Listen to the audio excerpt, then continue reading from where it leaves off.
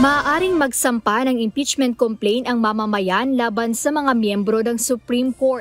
Ito ang inihayag ng dating kongresista na si Lorenzo Erin Tañada III na ngayon ay acting president ng Liberal Party sa gitna ng pagkadismaya ng publiko sa naging desisyon ng SC na labag sa Constitution ang Articles of Impeachment laban kay Vice President Sara Duterte.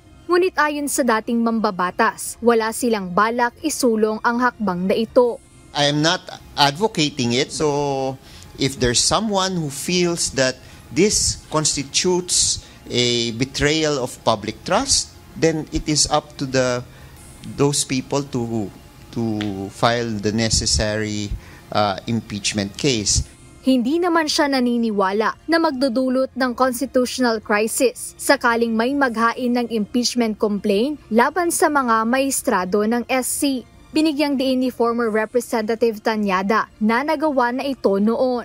The answer to that question would be to file an impeachment complaint against the Supreme Court and then cite the grounds. If they feel that there's a violation on Article 11 that can be considered culpable violation of the Constitution, then if not, we can go down to the pinaka lower ranked betrayal of public trust for not upholding Article 11.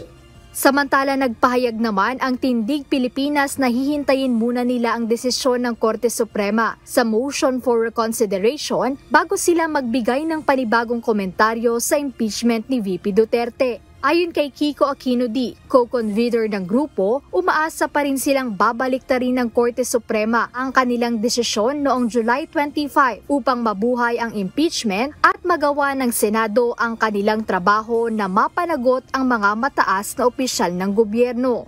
Jed Neresina, UNTV News and Rescue. Diyos ang aming sandigan, serbisyo publiko ang aming pinahahalagahan.